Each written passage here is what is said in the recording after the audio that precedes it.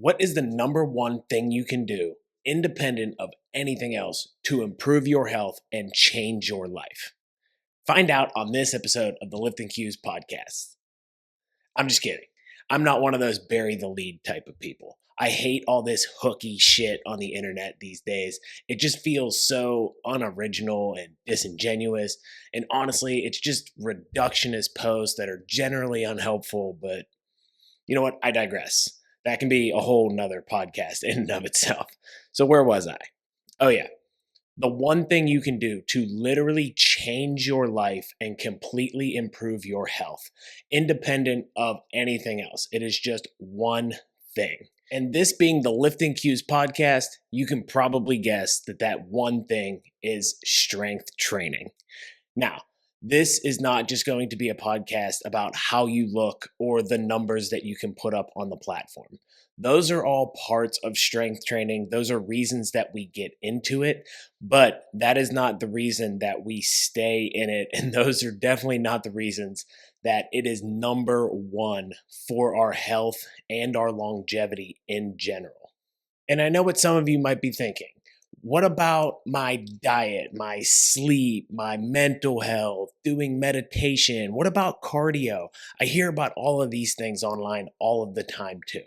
Now, these things are all important. They all contribute to our health, but I believe, based on the evidence that is out there and the robustness of the evidence, that all of these other things truly pale in comparison to what resistance training will do for you and your health. And I'm going to lay out the case for strength training and see if by the end of this podcast that you agree with me and you either adopt strength training yourself, maybe you increase your prioritization on strength training, or maybe you're just able to help others and help your clients better understand why strength training is so important, why they need to put focus and intention into it, and why they should prioritize it for their general health. Thank you so much for listening to this episode of the Lifting Cues podcast, the podcast for lifters. And this podcast is going to be for all lifters, those just starting, those just thinking about it, those who coach lifters. This podcast today is for all of us. And I am your host, Coach Quinn, aka Coach Q. I'm an online and in-person fitness coach who specializes in training and nutrition programs to help you maximize strength and muscle. I've been a lifter for over half of my life, and now in my 30s, I've begun the journey to becoming a competitive powerlifter, and I'm going to use all of my personal experience in the gym and in fitness, as well as helping real people get real results, to give you all of the cues and answer all of your cues to help you reach your strength and physique goals. If you are here listening to the Lifting Cues podcast, you are likely already a lifter and you know the benefits of lifting. But if you are new to training, you're just getting into it, welcome. This is a great way to get you started and get you motivated and understanding why prioritizing strength training and getting consistently into the gym and maintaining that discipline is going to be so important for your health and longevity.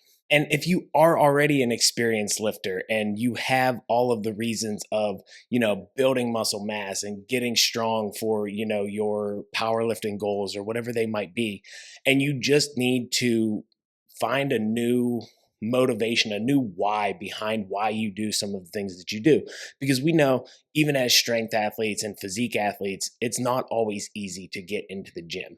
So having this reminder of what the strength training is truly doing, not just for us in this moment and, what we want to accomplish physically, but all of the benefits to our health long term, all of the benefits to our health mentally.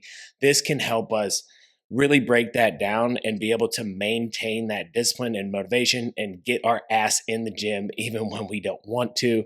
And if you're a coach looking to help your clients understand the benefits of strength training, then this episode will be great to point them to, or to use some of these talking points to get them to understand why the strength training program you're putting them on is so important. And it's not just because you want to make a woman look bulky or anything like that. The strength training is, I believe, the key to our longevity, the key to a healthier life, physically, mentally, emotionally. So let's lay out why strength training is so important. And I'll outline kind of a basic strength program for you to follow if you are new, or for you to easily give to someone else who is new to strength training and just needs to get started somewhere. All right, enough bullshitting. Why is strength training the number one thing we can do for our health? And to understand this, we need to understand why muscle mass and strength are the most important factors for our long term health and longevity. And in today's society, in our society here in 2024, in the Western world, any developed nation that you are living in, we do not have another method of building muscle mass or building strength, because we just don't have the manual physical demands on our life anymore, unless you work a very, very, very manual labor job that requires you to carry things and lift things up and down constantly. There is just not another way for us to build and maintain the strength and muscle mass needed for our health and longevity. So even if you don't care about looking like a bodybuilder or lifting like a power lifter, don't worry, you won't by accident anyway. These people are not built by just dabbling in the gym, and you have to focus on this for years, and lifting heavy and progressing over time and pushing yourself to the intensities that you need to don't happen by accident. You do this very purposefully. So don't worry. Just because you start strength training, I promise you won't just look like a bodybuilder or lift like a power lifter. It's not going to happen by accident. So don't worry about that if you are concerned about getting into strength training for that reason. But even if you don't care about those things, you should care about your muscle mass and your strength. Let me explain to you why. And I'm going to start with strength. I think strength is it's a little bit more basic. There's a little bit more that goes into, I think, muscle mass. But when we're talking about how strength is going to affect our life, I think it's a little bit easier to understand. It is not hard to find numerous studies where high levels of strength are associated with better health outcomes and better function later in life. And the inverse of that is true. Low strength is associated with worse health outcomes and obviously worse function in life. I think this makes a lot of sense intuitively. Our strength determines our ability to move through daily life. So everything we do is producing force against the outside world. And that is what strength is, producing force against an external resistance, whatever that might be. So as basic as just walking around, you are producing force against the ground, walking up and down the stairs, bending over to pick something up. That thing that you are picking up is, an external resistance. Putting an object on a shelf above your head, so an overhead press sort of movement, maintaining balance and avoiding falls, just getting up off the floor. And those are just the basics. Like, that's just basic living. Imagine, you in your 60s or your 70s wanting to be able to do more than just basically live life. These are supposed to be our quote unquote golden years. And we don't want to just barely be able to get by, just barely be able to get up the stairs, just barely be able to get up off the floor. We want to be able to thrive. So if we want to be able to do that, we have to build and maintain as much strength as possible, because all of these things require strength, and anything more than these basic tasks requires more strength. So, but can't I just stay active? Can't I just do a lot of these things and, I'll be okay? I'll be able to keep doing them throughout life. Yes and no. So the more active you stay, obviously the better. That is going to be very, very key. But again, when we look at society now in general, There's just not enough stressful situations that we put ourselves in. How often are you lifting very heavy objects up off of the floor? How often are you, walking up giant hills or giant flights of stairs? It may be a small flight, but that is probably not enough tension and repetition to get you the strength adaptations that you need. Just take a look at, the majority of people over the age of 60 that that have not trained. What is their daily life like? What are they able to do? Better yet, what can't they do? Are these things that you would like to be able to do in the future, the things that they can't do? Then guess what? We need to do more than what they did. And again, we are only getting, I don't want to use this word because we're only getting lazier and lazier physically as a society. We just continue to progress and advance in technology to make life easier, which is great for a lot of reasons. We can focus on a lot of things that are very important than, us going out and finding food or building shelter. So these are great things, but we have to combat this because our bodies have evolved and are designed to move, or they're designed to be able to move, and we evolved having to move. So if we're not moving our bodies and putting some sort of stressor on our bodies, then we are not going to be able to get to the place that we want to. For instance, we lose 3 to 5% of our strength every decade after the age of 30. I didn't stutter. I didn't misspeak. I said 30.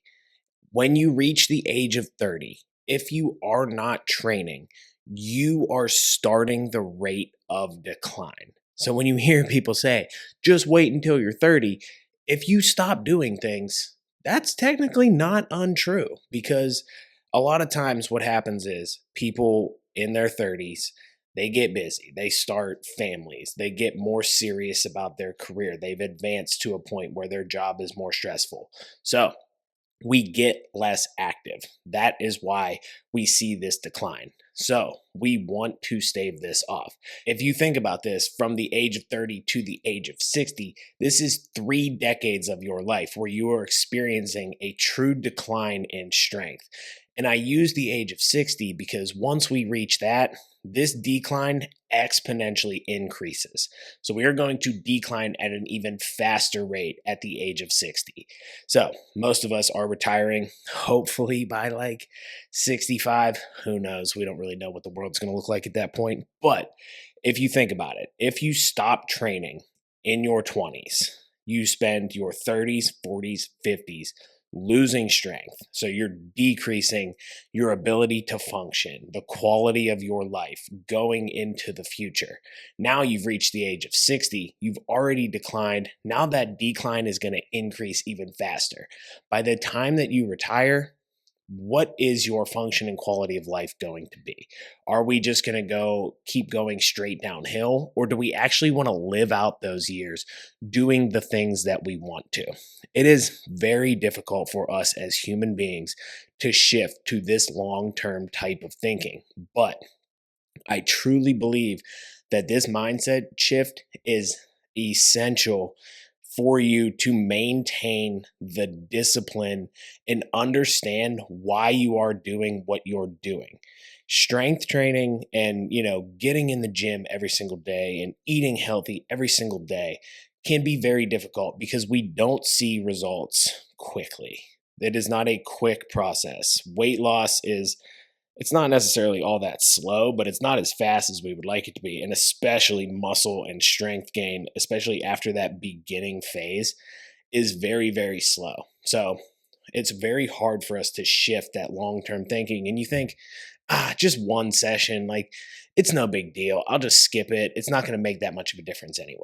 But that only leads to the thinking of, well, I can skip another session and I can skip this week and I can skip this.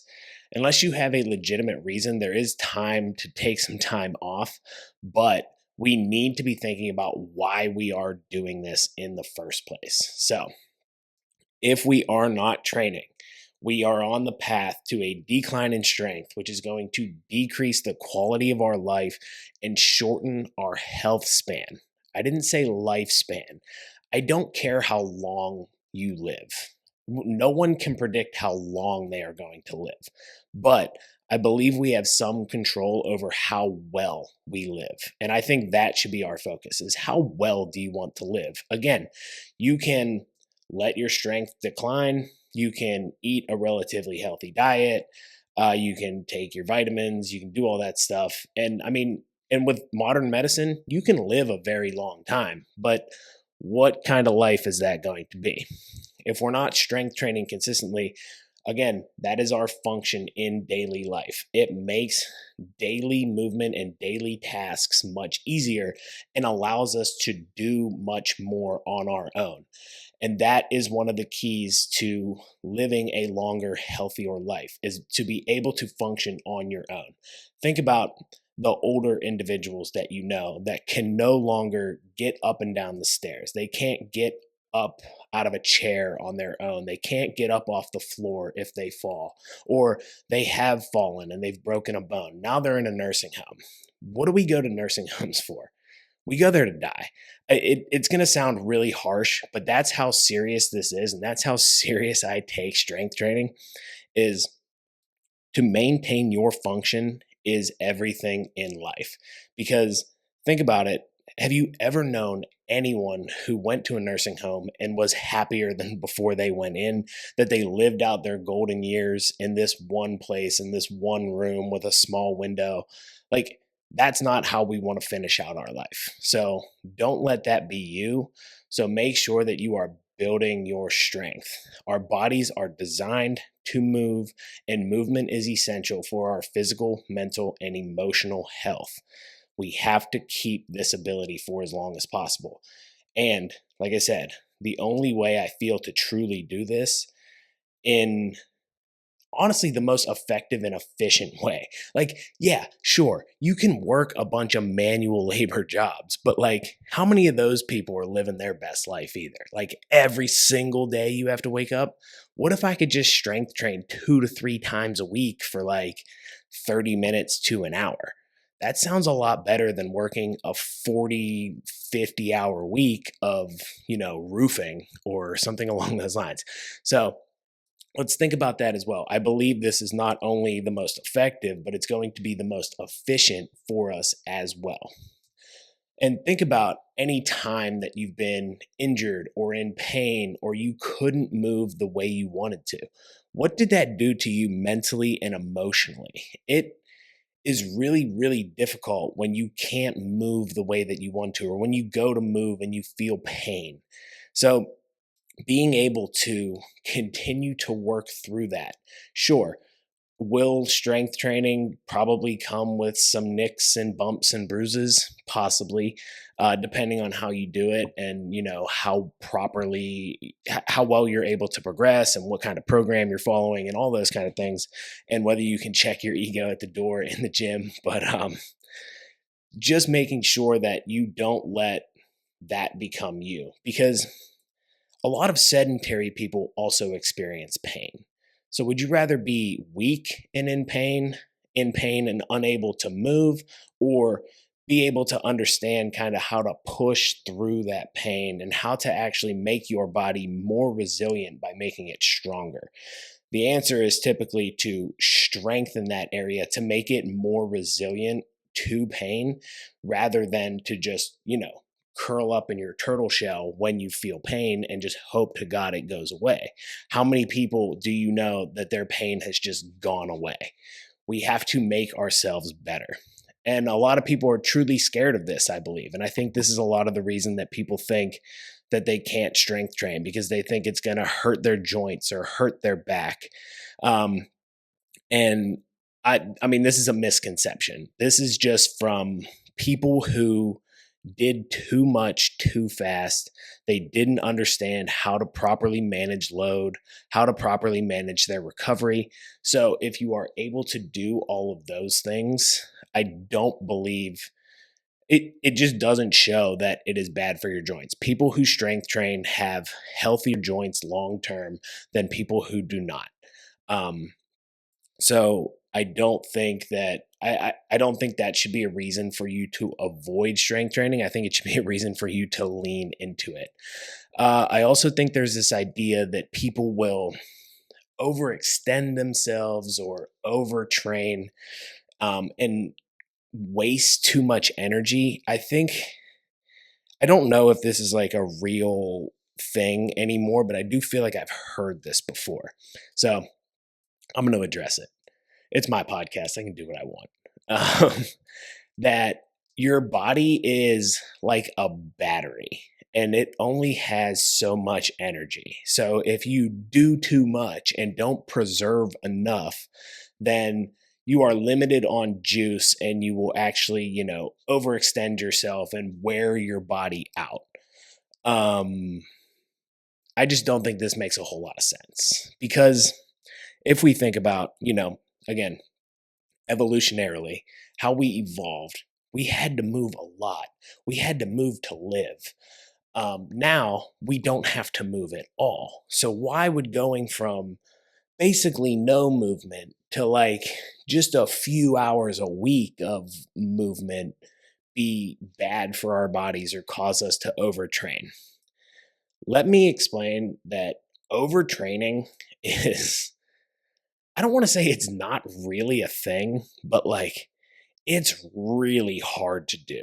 And people that overtrain, it's very rare. Now, there are people who at times in their training overreach, which could lead to you, maybe getting sick or feeling overly fatigued, but that's also not overtraining. So, overtraining is not, I truly don't think it's something you need to be worried about. Majority of people who are worried about overtraining are not training at all or anywhere near hard enough to worry about it. So, your body is not a battery with limited juice. It is a rechargeable battery that requires movement and stimulus to make it more resilient and give it energy. So, we want to do things to stimulate our body and build muscle to provide energy and give our body the strength it needs to move as much as we want to. So, what's the answer there? It is go get strong. How do we do that? So, when we're focusing on strength training and specifically strength training for longevity and functionality, we want to focus on compound movements, using as much muscle mass as possible to move load because strength requires, moving maximal loads to maximize our strength. We want compound movements because with more muscle mass moving an object, we can move more of it. So, we're going to focus on those compound movements. This will also make us very efficient in our movement. We're going to do exercises in the 1 to 6 rep range. I'd recommend for general longevity, you want to be somewhere in that 3 to 6. You don't really have to go to your 1 rep max too often to make sure that you're building strength. If you want to test it out, cool. But I think 3 reps is just fine. We want to make sure that we are progressively loading, continually adding weight to the bar, finding ways to do that.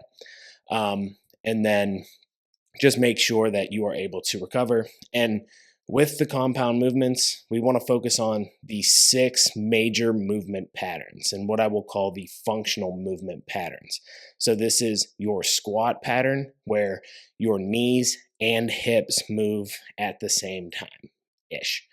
So, think your barbell back squat, any squat variation, the leg press, the hack squat, Smith machine squat, goblet squat, whatever squat variation, and then your single leg variation. So your split squats, your lunges, those are squat patterns. We want to focus on those. You can see how they are functional, getting up and down out of a chair, walking up and down the stairs, being able to catch yourself from a fall if you trip and have to put your leg out, to catch yourself in that eccentric squat position. Then there is the hip hinge.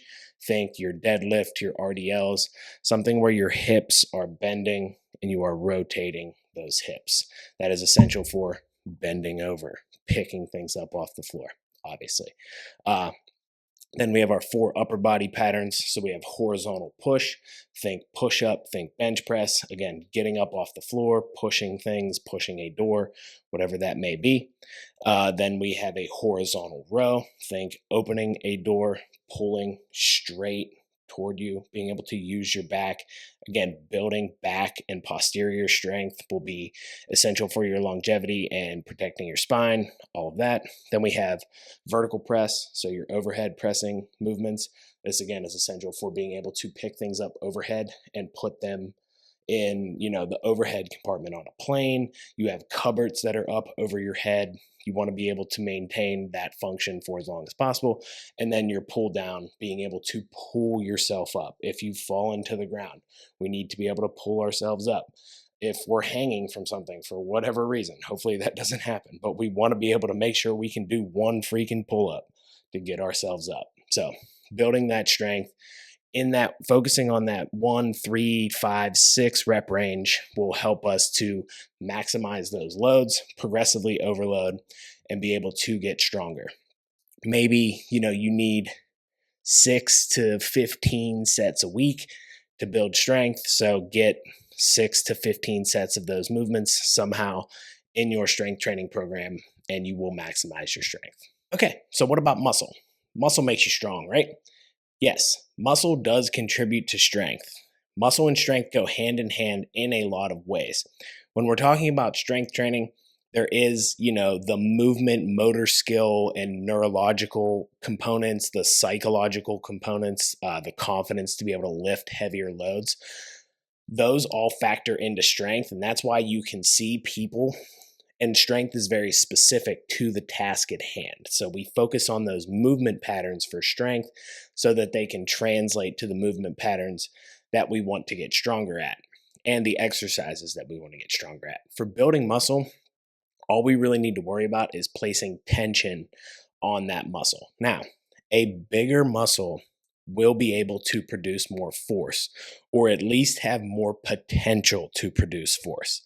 So a bigger muscle has more contractile tissue, and when that muscle can contract harder, it can produce more force, and that is the last component of strength. So once you've learned how to do the movement, you've built the neurological and motor skills that you need, you have the confidence to lift heavy and do that movement properly, then that is where building more muscle will only help you get stronger from there. So there is a muscle component, but there is so much more to muscle and why it is so important for your health. Muscle is truly the organ of longevity. I do believe this. I do very much support. If you know who Dr. Gabrielle Lyon is, she focuses on what's called muscle-centric medicine, and she has this theory which I firmly believe in and I firmly subscribe to, that we are not over fat as a society. We are under muscled. And I think it is for a lot of these reasons that I'm going to go over. The reasons that muscle is so important for your health, and the fact that we just don't have enough of it because we do not strength train. Let me explain why. First of all, strength training is essential, again, for building muscle. So the way that muscle is built is by placing tension, what we call mechanical tension, which is just, the mechanism of placing tension on the mechanical body. Placing tension on those muscles. That is the stimulus for growth. And without this stimulus, it doesn't matter how much protein you eat. It doesn't matter how much you sleep. Your body will not build muscle.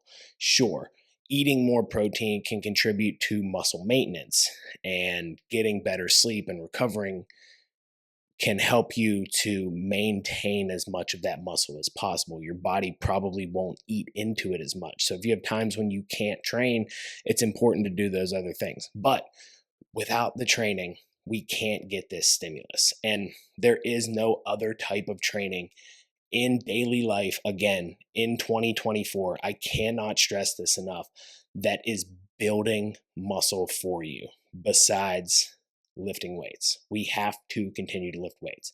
If you're doing a ton of cardio, it is not placing enough tension on the muscle to stimulate growth. So when muscle grows, there is a process called muscle protein synthesis that occurs. And that is the signal for your muscle to absorb amino acids and build more muscle. So this is happening along with muscle protein breakdown constantly. There is a constant battle between these two things. And there is no greater stimulus for MPS, muscle protein synthesis, than strength training and resistance training. So we need this stimulus more than anything. And again, we are not getting it anywhere else. So if we're not getting it, we're not building muscle, period. Unless you're taking steroids, which if you're taking steroids, stop listening to this podcast now because, sorry, I don't want to talk to you. I'm just kidding, kind of. But we're going to focus on how to do this as naturally as possible. So strength training is the way. Now, I'm going to talk about one other thing that is not actually muscle, but it does relate to muscle mass. So that is building strong bones. You probably have heard that strength training increases bone density. And now, this is very true. How does this happen? So when you place tension on a muscle and it stretches out, it pulls on the tendon, which is attached to the bone, which pulls on your bone, which allows your bone to move around your joint. That's how the body moves. So when we place that tension and it pulls, everything pulls against that bone, it gives the bone the signal that it needs to be stronger because there is more tension pulling on it. So as we build more muscle and we can produce more force, we can lift heavier loads. And as we progressively overload, we put more and more tension on that muscle, which puts more and more tension and stress, I'll say probably, on that bone, which causes it to get stronger. So that is an essential way to improve our bone density and improve our long-term bone health that other forms of exercise just don't place enough tension. Sure, maybe, running and walking can help your lower body a little bit, but again, it's not placing the kind of tension that is necessary. Plus, your upper body bone density is not getting the work that it should need. So we need to make sure that we build strong bones, especially if you are a female. Perimenopausal and menopausal women really, really struggle with their bone health. Bone density is one of the things that will decline the fastest. And the best way, the most proven way to improve that is to strength train. So not only will building muscle make you stronger and, like I said, improve your balance and avoid falls, but it will also make you more resilient if you do happen to fall. The numbers of people that die a year after falling and breaking a hip are terrifying. Your mortality rate increases significantly if you break your hip after like the age of 60. So, building muscle and strength to lower the fall risk and make you more resilient and your bones stronger is going to be essential, and avoiding things like osteopenia and sarcopenia so that your bones are not brittle, that your muscle does not waste away. So making sure that we're protecting against those.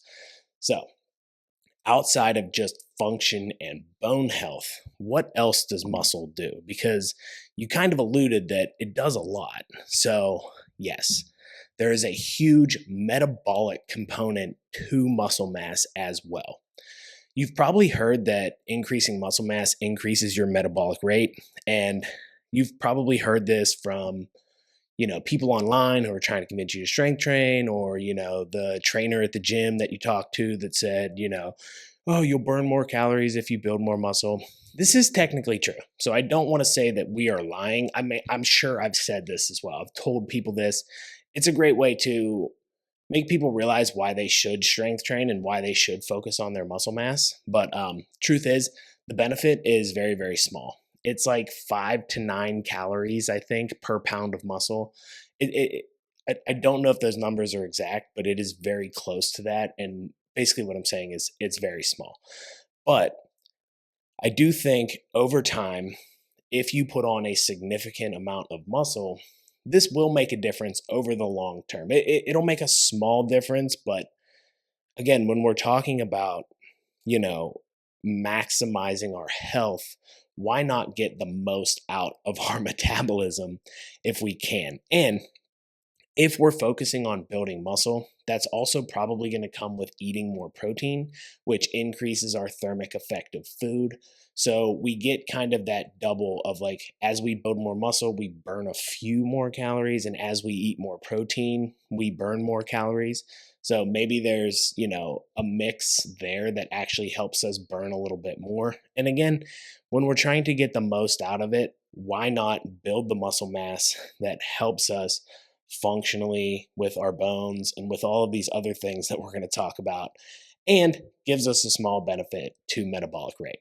I think the biggest contributor to your metabolic rate, though, is just your ability to function and move well. And if you have more muscle, you have more energy and better ability to move. So your body will be able to do more. You'll be likely to feel more confident in doing more and want to do more. So that will just lead to you being more active and burning more calories overall. Plus, with a consistent strength training plan, we are, being active, burning calories there. That is not the goal of strength training, but a consistent routine is very, very key to weight loss maintenance.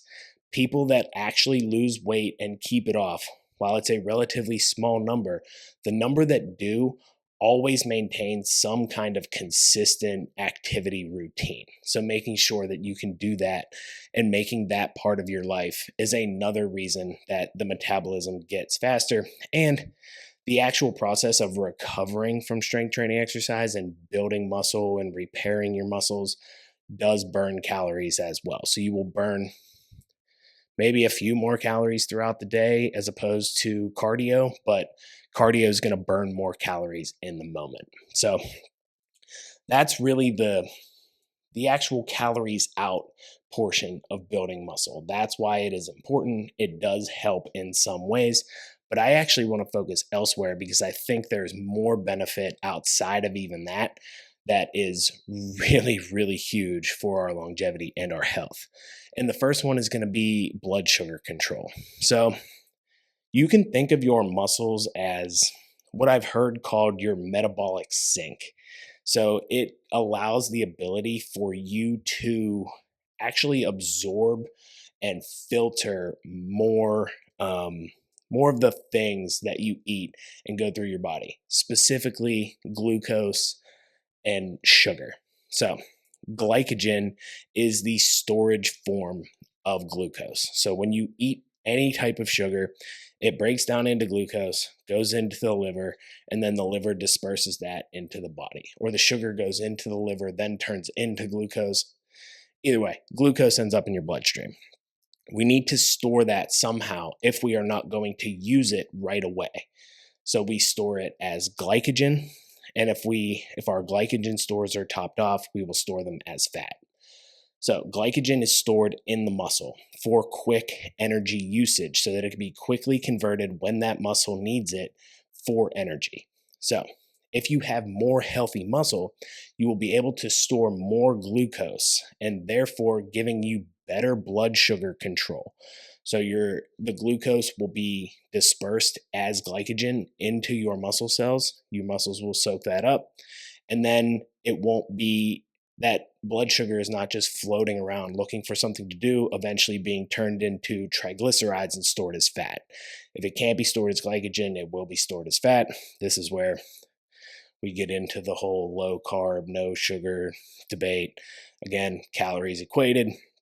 It doesn't seem to matter. Plus, if we have more glycogen, we'll have better blood sugar control and be able to store more of it. So more muscle equals our ability to store it better. And, blood sugar control and avoiding things like prediabetes, diabetes itself are essential for our long-term health. It is one of the metabolic diseases that is a comorbidity for so many things. It leads to worse and worse health outcomes as we age. So if we can avoid that for as long as possible by having more muscle mass on our body, that is a great thing to have. One key distinction here is that you want to have healthy muscle mass to be able to improve these glycogen stores and improve your blood sugar control. If you compare strength athletes and people who strength train to people who are just endurance athletes and only do endurance work, you'll see a big difference in what their muscle looks like.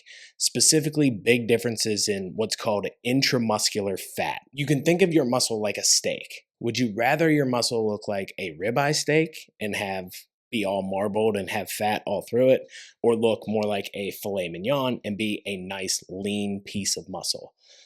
Healthier muscle is that leaner muscle. Having that intramuscular fat is not necessarily going to be as healthy, not allow you to store as much glycogen, may lead to worse blood sugar control. And what we see is in endurance athletes, because of the demand of their sport, because they have to do activity for a longer amount of time, they want more fat stores to be able to tap into. So that leads to higher levels of intramuscular fat.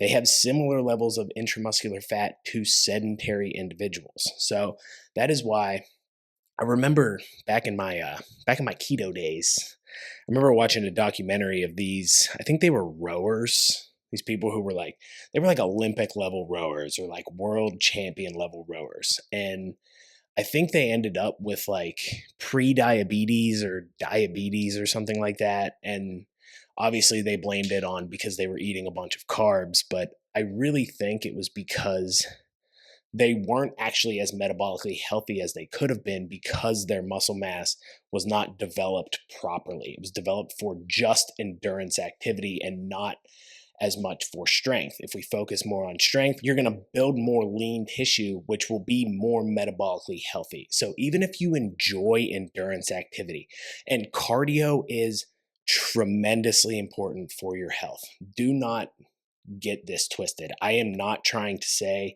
don't do cardio. You shouldn't. It's just you should not use your cardio as an excuse to not strength train. We need to do both. And again, strength training improves your function. It improves your force production. What are you doing when you're running, when you're rowing, when you're swimming? You are producing force. Why would being stronger hurt you in this respect? So don't just not strength train because you are this endurance athlete. It will only help you, and we don't need a ton of strength training outside of our endurance work to build this strength and build this muscle and build this ability to produce force because we are so active. So make sure you are focusing on it, not just for your function, but for your metabolic health as well. All right, also, muscle mass helps with hormone regulation. Now, I am no hormone expert whatsoever, so I am not really going to dive too deep into this because it does vary widely. There are a ton of different hormones, and like I said, I am not the expert on this, but let me explain to you what I understand about controlling our hormones and what building muscle and strength train does specifically for your hormones. The best way to get your hormones under control and make sure that you have healthy levels is to align your entire lifestyle. I'm sure you will see somewhere on social media what do I want to call this person? Some bro trainer or some guy who says he specializes in training dads or whatever, telling you that, compound movements and deadlifts and squats they build more testosterone. This isn't true. Because you're equating an acute outcome with a chronic condition, or acute versus chronic. Yeah. Basically, what you're doing is, yes, when you lift weights, it is an anabolic process. There's an anabolic response, which comes with an increase in testosterone. They see when you do heavy compound lifts that testosterone is higher. But again, this increase does not last. This is an acute response to training. That is not the same thing as boosting your testosterone. So if anyone tells you that this lift or this type of training builds more testosterone or is better for your hormones, I think they're either misguided or they're just straight up lying. But I'll go with misguided because I don't think most people are just straight up lying. At least I hope not. But what's been shown is basically if you want your hormone levels to be under control or in the normal range, or you want to, get your hormones under control, it takes an entire lifestyle alignment. So training, movement, cardio, your nutrition, your sleep, your stress management, all of this, etc., comes into play and needs to come together if you want to, say, raise your testosterone levels or control your cortisol, whatever hormones you're trying to get under control or whatever. But again, that all starts, part of that alignment is strength training and building muscle, because muscle does release hormones. Also, training and contracting your muscles releases endorphins. So after a training session, you will feel happier, you will feel better. There are hormones that are released for some appetite control. It's been shown that people are better able to control their appetite on average when they strength train, but this can vary widely. So I don't like to necessarily say that, because for me, I get starving after I strength train, but maybe that's just me. Maybe I'm just always hungry. I don't know, but there are hormonal responses to that as well. And when we're trying to build this lifestyle overall, it all starts with training. And in my opinion, as I've tried to lay out, strength training and building muscle. So if we're able to do that, we're able to build muscle, be more metabolically healthy, be stronger, be more active. That is a great start to controlling hormone levels and getting those under control. So that helps. And the last thing that muscle does is it actually improves our immune system. Training actually provides an immune response, which is great, obviously, for your building up your immune system. Also, it helps with things like, I'm going to use a buzzword here, autophagy. A lot of people make a big deal about autophagy in the fasting community, but actually exercise shows very similar autophagy to fasting. So if you just exercise more, this is going to get rid of those dead cells, get rid of waste, kind of, oh boy, I'm using a lot of buzzwords here. Cleanse your body. Oh God, I feel cringy just saying it. But basically, get rid of some of that waste, get some of that out of your body. So exercise really helps with that.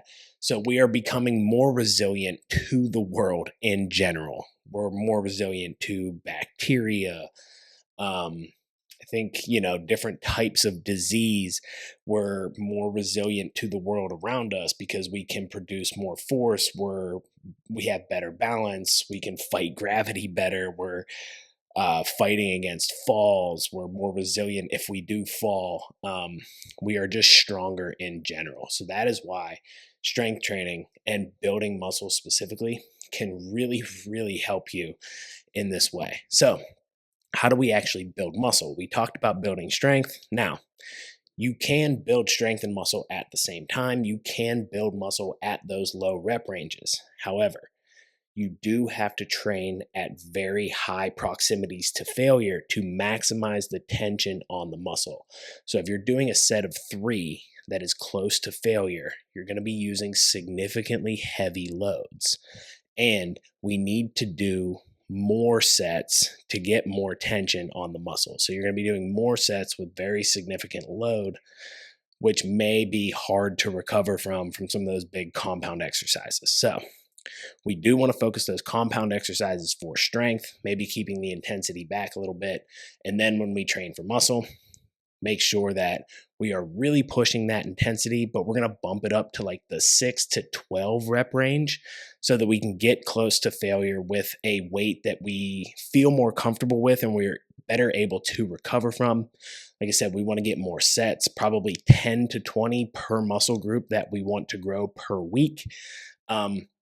Pick exercises that you like. Pick exercises that you enjoy. When you're doing that much volume and when you're pushing that hard to failure, you want to feel very comfortable pushing that hard, and you want to be you want to enjoy the workout when you go into the gym. Be ready to push hard, be excited to do those exercises, and then make sure that you can recover from them. So if we're picking all compound exercises with the barbell to build muscle, that's going to put a little bit more stress on the body. It's going to be a little bit harder to recover from. So maybe we pick some more isolation exercises, and then make sure again that we are progressively overloading, either in weight, in reps.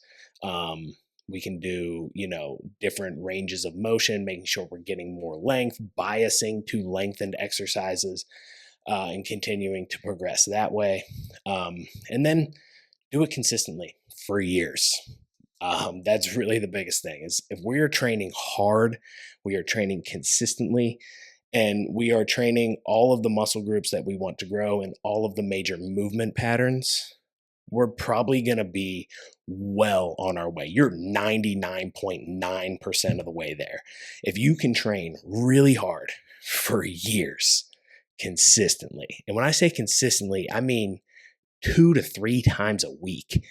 That's all I'm really asking for, to get all these benefits that I talked about. Now, if we want to get to, the point where we're a fitness influencer, or we're on a bodybuilding stage, or we're on the powerlifting platform, sure, it's going to take a little bit more. But I'm not asking you guys for a lot. So if you're asking yourself, you're not convinced still at this point, like, can't I just do my cardio? I like doing cardio. Yes, please keep doing your cardio. Don't stop doing cardio, but do not strength train just to make sure you can get more cardio in. If you can do cardio 6 days a week, you can strength train 2 or 3 of those, still do cardio 3 to 4 days a week, and get all of the benefits and more, because you'll have more muscle mass. You'll be metabolically healthier. You will be stronger for a longer period of time. You are going to have stronger bones. You are going to be more resilient in general. So don't just strength train. Or, can't I just be active and eat healthy? Yes, those are very important too. Again, that's not building us muscle. Unless your activity is, stonemason and you're just moving blocks around all day, I don't think you're putting enough tension on your muscles. So make sure that you are placing tension on the muscles and prioritizing strength training in your activity. Do I have to get in the gym and lift heavy and sweat and breathe hard? And yes, you do. Again, we talked about how our society is not set up anymore to give us the stimulus that we need to grow and maintain muscle and develop and maintain our strength. So we have to force it to do this. The cardio is not enough. Being active is not enough. There are no eccentric components. There is no tension put on the muscle, or not enough to stimulate the growth that we need to stave off that 3 to 5% decline in strength, that 3 to 8% decline in muscle, that we know if those things go down, our quality of life and our health in general will decrease. So we need to stimulate muscle growth by strength training. Now, I know that you're thinking still, oh my God, I know he said 2 to 3 days a week, but there's no way that's enough.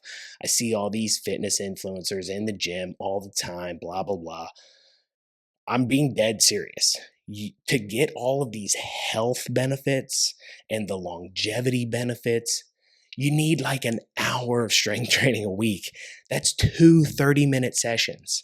Now, with these 30-minute sessions, yes, they need to be hard. You should have a proper program that allows you to train everything that you need to in these sessions to get the most out of it. But this is all you truly need. We don't need that much to get the benefits of strength training. I promise you. We can do 2 sessions a week and get plenty of benefit. I'm going to give you the program right now. In session 1, we are going to squat, we are going to bench, and we are going to do a seated cable row. In session 2, we are going to deadlift. If you really care about your hamstrings, you could switch this to an RDL. So if you want to hit your hamstrings a little bit more, because in this little program, it is not going to do it. And then you could overhead press, and then you could do a pull down and a chin up. That is 2 sessions. We've pushed all 6 major movement patterns. You'll focus probably in the 3 to 8 rep range, maybe 10 to 12 on some of these exercises, just to build a little bit more muscle. And then, maybe you're doing 4 to 5 sets of each. Get in there, do it. You can even superset, bench and rows, overhead press and pull downs, make it more efficient. And then, if you have more time, you have more days, we can split this up. We can add more isolation work to build more muscle. But this is really all it takes, guys, is going in, doing those type of exercises very hard, progressively loading, doing it consistently over the years will make a huge difference. Don't tell me that you can't give me an hour to an hour and a half a week for all of these benefits for your health, for your life health span, to live out the end of your life the way that you want to. I'm going to say something to parents right now because I'm not a parent, but I'm going to say this to you anyway. I understand that it is incredibly difficult with kids, a job. I see it. I've seen it with my friends, and I know how hard it is. And I want to be empathetic to how difficult it is. But I promise you, taking this time for you now will make you so much better for them, not just now, but later in life as well.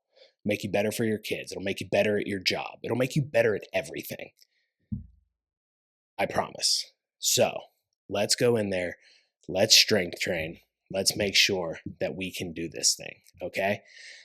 Strength training is so important. We can't get these benefits anywhere else. And I really hope that all of this information helps get you motivated to strength train and understand why it is so important to prioritize it. And if you are someone that works with people or is just trying to convince your friends to lift more weights, point them in this direction. Give them the tips that I just gave you and help them understand why it is so much more important than just what they look like or, how much they can lift for the gram.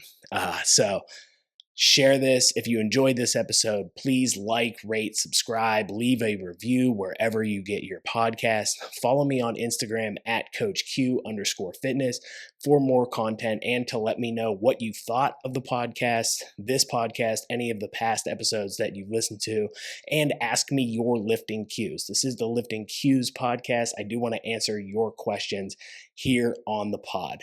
So until next time, lifters, get out there and strength train.